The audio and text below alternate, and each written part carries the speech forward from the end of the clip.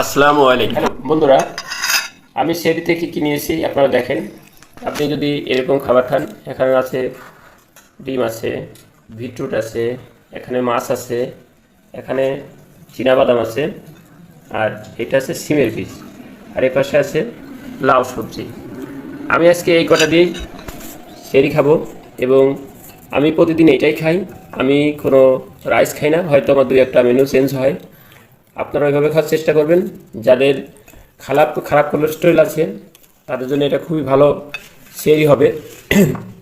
তার কারণ আপনি যদি ভাত খান তাহলে অবশ্যই কোলেস্ট্রল বাড়বে এবং আপনার কোলেস্ট্রল যদি বাড়তে থাকে আপনি অসুস্থ হয়ে যাবেন, একসময় হার্টের পেশেন্ট হবেন। তাই যাদের ডায়াবেটিস আছে, যাদের কোলেস্ট্রল বেশি আছে, তারা অবশ্যই এই ধরনের খাবার খাবেন। সেরিতে কোনো অবস্থাতেই আপনারা ভাত খাবেন না। সম্ভব হলে আপনারা ইফতারিতেও ভাত অ্যাভয়েড করবেন। বিসমিল্লাহির রহমানির রহিম।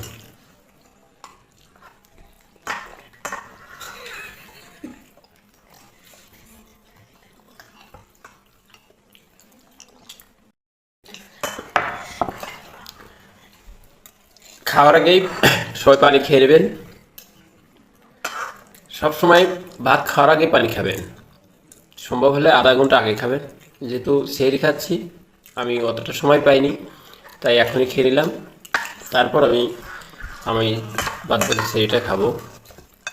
এটা চীনাবাদাম খাচ্ছি, এখানে আছে বিটরুট।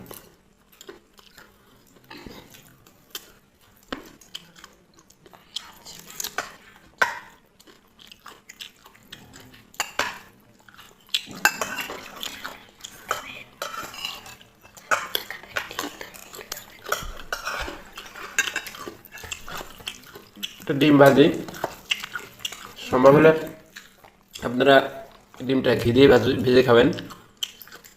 তেলের সাথে ঘি দিয়ে ভেজে খাওয়া শরীরের জন্য অনেক উত্তম।